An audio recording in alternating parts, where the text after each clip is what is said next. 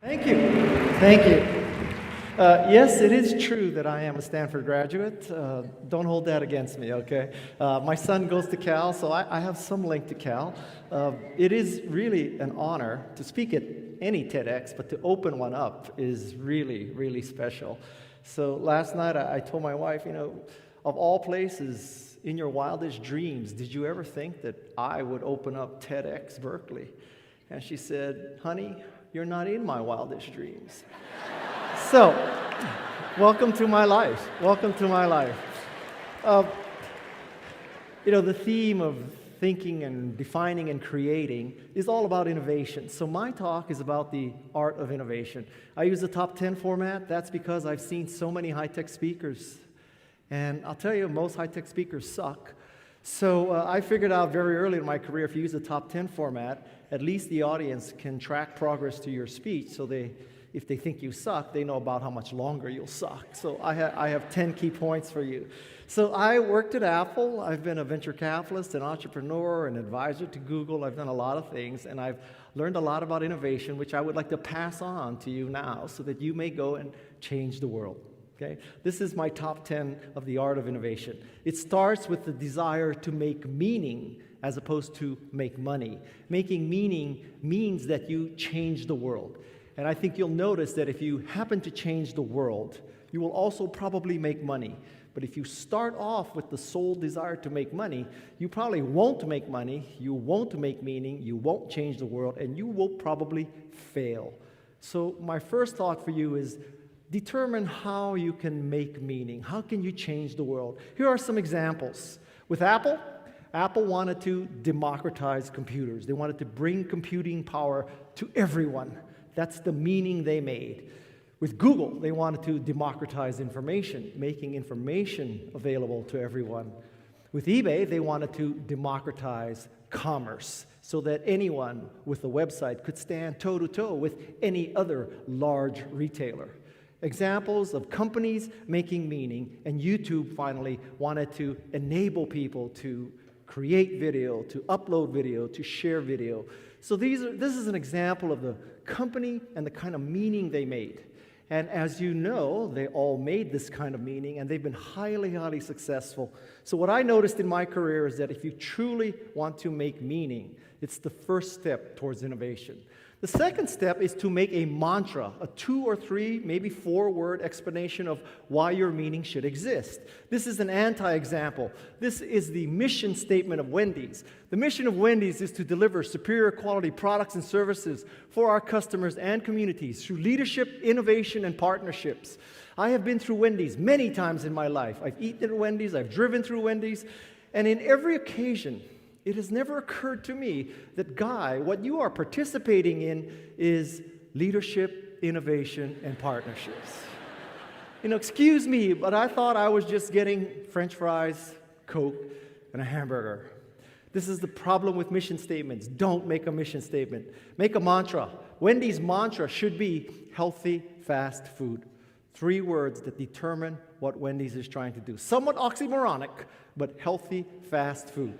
Nike has a great slogan, just do it. That's a slogan. A mantra explains why you should exist. And the Nike mantra is authentic athletic performance. And finally, there's FedEx. When you absolutely, positively want something somewhere, what does FedEx stand for? It stands for peace of mind. So my second recommendation to you is that when you decide on the kind of meaning you make, try to find 2 or 3 words that describe why that meaning should exist. Not a 50-word mission statement, 2 or 3-word mantra. The third thing is a matter of perspective. The perspective is to jump curves. Not to stay on the same stupid curve that you're on. Not to try to do things 10% better. When we were creating the Macintosh, we were not trying to make a slightly better Apple II or a slightly better MS-DOS machine. We were trying to jump to the next curve of personal computing. The greatest example of this occurs in the ice business. Ice 1.0. In the late 1800s, early 1900s, there was an ice harvesting business in the United States. This meant that Bubba and Junior, during winter, would go to a frozen lake or a pond, cut blocks of ice. 9 million pounds of ice was harvested in 1900. Their idea of innovation was bigger horse, more horses, bigger sleigh, sharper saw. But it was fundamentally wait for winter, live in a cold city, cut blocks of ice. 30 years later, we have Ice 2.0. Now we have the ice factory. Major technological breakthrough. It did not have to be winter. It did not have to be a cold city. You froze water centrally and delivered it via the Iceman in the ice truck. Imagine the breakthrough this was. No more limitations by climate, no more limitations by season. You could have an ice factory. 30 years go by, we have Ice 3.0, refrigerator curve. Now, it's not a matter of can you freeze water centrally? Can you put it in a truck? Can you deliver the ice to people? Now, everybody could have their own personal ice factory, a PC, if you will, a personal chiller. The very interesting story about all of these curves is that none of the organizations that were ice harvesters became ice factories, and ice factories did not become refrigerator companies, because most companies define themselves in terms of what they do, not the benefits they provide. If you define yourself as we cut blocks of ice out of lakes, you remain an ice harvester. If you define yourself as we freeze water centrally, you remain an ice factory. If you define yourself as we make a mechanical gadget called a refrigerator, then you stay on the refrigerator curve. Great innovation occurs when you get to the next curve, when you go from telephone to internet, when you go from daisy wheel printer to a laser printer to 3D printing. Great innovation occurs on the next curve. The fourth thing is to roll the dice. These are the 5 qualities of great innovation. Great innovation is deep, lots of features, lots of functionality. This is a picture of a fanning sandal made by Reef, arguably the deepest sandal ever made. Every sandal has one primary purpose, to protect your feet. If you look at that circled area, that's a metal clip. That metal clip is for the sandal to open beer bottles. This sandal has twice the functionality, twice the depth of any other sandal in the world. Great products are also intelligent. When you look at it, you say, aha, somebody understood my pain. Somebody understood my problem. This is a GT500 Shelby Mustang, 650 horsepower. For those of you in Berkeley who do not rate the horsepower in muscle cars, this is 6.8 Priuses. I would love to buy one of these cars. 59 years old, going through a midlife crisis, feelings of impotency. I would love to buy this car to compensate for my feelings of inadequacy. However, I have 2 teenage boys. One's 18, one's 20. And I know that no matter how carefully I plan it, there may be instances where they may drive my car. And the thought of them in a 650 horsepower car is immoral.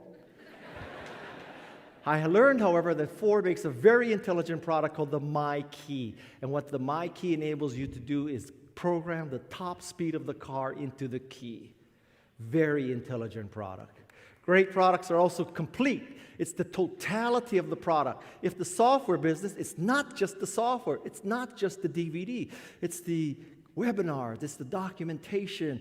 It's the Android developers. If you have if you have an Android phone, it's the iOS developers. If you have an iOS phone, it's the totality. Great products are also empowering. They make you more creative, more productive. They enhance you. They change the meaning of your life. This is a picture of a MacBook Air. If you use a Macintosh, it becomes one with you. It makes you more creative and more powerful, more productive. Windows, you have to fight. You have to wrestle Windows to the ground. You need to defeat Windows. And finally, great products are elegant. Somebody cared about the user interface. So as you go through life and you're trying to jump curves, ask yourself, am I creating something that's deep and intelligent and complete and empowering and elegant? Am I rolling the dicey? The fifth thing is I stole something from Bobby McFerrin. He had a great song, Don't Worry, Be Happy. But what innovators do is don't worry, be crappy. Which is to say, when you have the first refrigerator, there may be elements of crappiness to it. When you have the first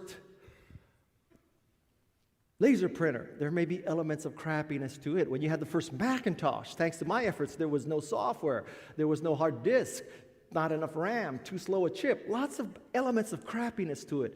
But if you waited for the perfect world and you waited till the chips were cheap enough and fast enough and everything was in place, you would never ship. And I learned a very valuable lesson. Don't worry, be crappy. When you have jumped to the next curve, it's okay to have elements of crappiness to your revolution. I am not saying you should ship crap. I am saying that you should ship things that are revolutionary, innovative, on the next curve, that have elements of crappiness to it. Biotech people, ignore this slide. Number six.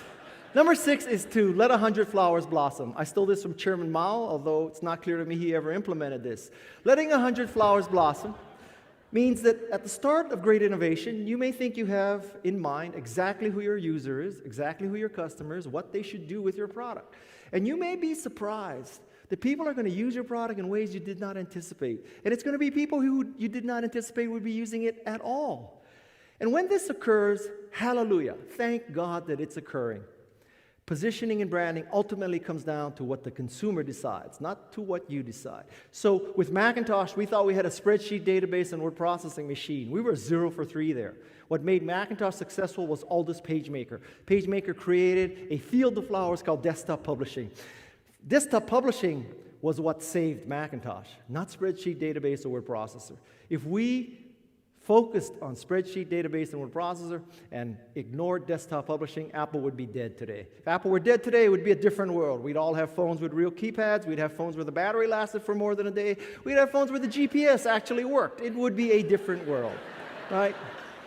Aldous PageMaker was a gift from God to Apple because it saved Apple. I believe in God, and one of the reasons why I believe in God is there is no other explanation for Apple's continued survival than the existence of God. Let 100 flowers blossom. Don't be proud. Take your best shot with positioning and branding. But then when customers use your product, if they say it's a desktop publishing machine, hallelujah, declare victory. It is now a desktop publishing machine. Number 7, polarize people. Great products, great services, great innovation polarizes people. This is a TiVo. People like me who travel a lot, I love TiVo. We have 4 TiVos in our house. I need to time shift a lot of TV. I love to watch TV. Now, there are people who also hate TiVo. People who hate TiVo usually work for large brands and advertising agencies because people like me, we watch advertising 1 day a year, about a week ago, right? We watch Super Bowl ads. The rest of the year, we're fast-forwarding through TiVo, with TiVo through ads. Great products polarize people. If you're an agency, you hate TiVo. If you're me, you love TiVo. You can love or hate a Harley Davidson. You can love or hate a Macintosh. You can love or hate an iPhone. I'm not saying that you should intentionally piss people off, but I'm telling you that great products polarize people. Don't be afraid of polarizing people. Number 8 is churn, baby, churn. This is stolen from the Black Panthers, who said burn, baby, burn. But what innovators in business do is they churn, baby, churn. They take version 1 and they make it 1.1, 1.2, 1.3, 1.4, 1.5, 2.0, the hardest thing in the world. Because to be an innovator, you need to be in denial. You need to be in denial because the naysayers are going to tell you it can't be done, it shouldn't be done, and it isn't necessary. You need to ignore those people. But as soon as you ship, you need to flip that bit and start listening to people and churn your product. Change it, and keep evolving it. Number 9 is all the marketing you need to know. It is to niche thyself. It's a very simple chart. On the vertical axis, we measure uniqueness. On the horizontal axis, we measure value. This is a 2x2 matrix. For those of you, when you graduate, if you go to work for McKinsey, you'll be charging $5 million for people to figure out that they want to be in the upper right-hand corner of this chart, okay? Let's go through all corners. In the bottom right corner, that's where you have something of great value, but it's not unique. There, you have to compete on price. This is what I call the Dell corner. Slap the same operating system on the same hardware, you have to compete on price. In the opposite corner, you have something truly unique, only you do it, but it is of no value. In that corner, you are just plain stupid, right? Bottom left corner, we call that the USC corner. The bottom left corner, the bottom left corner, the bottom left corner is what I call the .com corner. In the .com corner, you have something that's not valuable and not unique, like buying dog food online. We buy dog food online. You pay as much for the dog food because you have to pay for shipping and handling, and then you have to be at home when UPS drops off the dead cow in the can. So it's not very convenient, and it's just as expensive, so it's not valuable. And then stupid people like me, because there was Pets.com, we decided we had to have our own portfolio, Pets.com, so there were multiple ways to spend the same amount of money on dog food less conveniently. That's the worst corner. Not valuable, not unique. The corner you want to be in is the upper right-hand corner. In that corner, you are unique. Where I go to movies, I can only buy tickets with Fandango. When you take kids to a movie, you really want to know you have a ticket before you go. By the way, may I highly recommend the Lego movie. It is a fantastic movie. Trust me when I tell you, go see the Lego movie. Fandango, the only way you can buy a ticket. Breitling emergency watch, the only watch that can save your life. Pull out the big knob, puts out an emergency signal. That watch can save your life. Smart car, everybody has cars that can park parallel to the curb when there's lots of parking. How many of us have a car that can park perpendicular to the curb, right? If you're an engineer, you make a product that's unique and valuable. If you're a marketing person, you communicate to the world that your product is unique and valuable. Number 10, perfect your pitch. If you're an innovator, you have to learn to pitch. 2 key points about pitching. First, customize your introduction. Start with something customized to the audience. This is a picture of an LG washer and dryer. I use these pictures to introduce my speech in Latin America when I was speaking to the LG management. However, to tell you the backstory behind this, I was already in Brazil when I thought about, well, I should use the picture of our LG washer and dryer. So I didn't have pictures, not something I carry with me, pictures of your washer and dryer. So I sent a text message to my 2 older boys, one of whom was in the audience right now. His name is Nick, older boy, younger boy Noah. So I send them a message saying, get off the Call of Duty that I bought you, on the Xbox that I bought you, in the house that I bought you. Take your iPhone that I bought you. Go downstairs, both of you. Take pictures of the LG washer and dryer. I need it right away. 15 minutes go by. Nothing happens, right? So, again, Nick is the older boy. He's the cowboy. The other one is high school still. So this is what happens. This is the text message. I send Nick a text message. Did you get my text message? Because I don't see the pictures. Nick responds. Noah, his younger brother, said he would take the pictures. By the way, can you get us some free TVs? Welcome to my life. And then you see my bottom response. I don't think so, Nick. Welcome to my life. The key here is to customize your introduction. When I spoke in Moscow, I opened up with this slide and I said, wow, you Russians have big balls. When I spoke in Istanbul, I opened up with this picture of me in the Grand Bazaar. That guy behind me is the shopkeeper. He is really happy. You know why he's really happy? Because he's thinking, this dumbass American tourist is going to buy this fez. This fez has been in my family for 3 generations. I finally found somebody stupid enough to buy this fez. Trust me when I tell you, if you'd open up a speech in Istanbul with a thing like that, a picture like that, you own the audience. Customize your introduction. More on slides. 10, 20, 30 rule of presentations. The optimal number of slides in a presentation is 10. 10. Now, you're all Cal people. You're not stupid. You know I'm way past 10. You may be thinking I'm a hypocrite. How should I explain this? I will explain this. You are not me, okay? 10 slides. 10 slides. You should be able to give these 10 slides in 20 minutes. 20 minutes. Yes, you may have an hour slot, but to this day, unfortunately, 95% of the world uses Windows laptops. Those people need 40 minutes to make it work with the projector.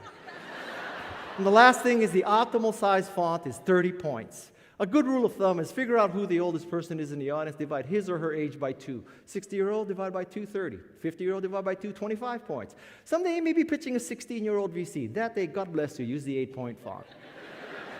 11, as a bonus to my friends here at Cal. Don't let the bozos grind you down. The bozos are going to try to grind you down. And the more innovative you are, the more they'll try to grind you down. There are 2 kinds of bozos in the world. I'm an expert in bozos, okay? 2 kinds of bozos. Slovenly, disgusting, pocket protector, body odor, just a loser of a person. Rusty car, Japanese watch. You look at that person, you say, wow, what a loser. That person is not dangerous because that person is so obviously a loser. Only a loser would listen to that loser. And because you're not losers, you won't listen to that person. Hence, that person is not dangerous. The dangerous bozo dresses in all black. The dangerous bozo owns a lot of stuff that ends in I, like Armani, Maserati, Lamborghini, Ferrari, okay? Audi is okay, rare exception. That's the dangerous bozo, because you think rich and famous parses to smart, but rich and famous parses to lucky, not smart, at least half the time. So I believe that bozosity is like the flu. You need to be exposed to bozosity so that when you encounter big bozosity, you have already built up the antigens. I'm going to expose you to some bozosity. I think there's a world market for maybe 5 computers. Thomas Watson of IBM. 5 computers. I have 5 Macintoshes in my house. In other words, I have all the computers he anticipated in the world in my house today. This telephone has too many shortcomings to be seriously considered as a means of communication. The device is inherently of no value to us. Western Union, internal memo, 1876. Western Union wrote off telephony in 1876. Western Union should be PayPal today. Oops. There's no reason why anyone would want a computer in their home. Ken Olsen, great innovator, great entrepreneur, said this about computers. There's no reason to have a computer in your home. How many have a computer in your home today? Because according to Ken Olsen, there's no reason. He was a great innovator, extremely good entrepreneur, but he was so successful on, let us say, the ice factory curve, he could not appreciate the next curve, the refrigerator curve. And that is the art of innovation. Thank you very much. Thank you. Thank you very much.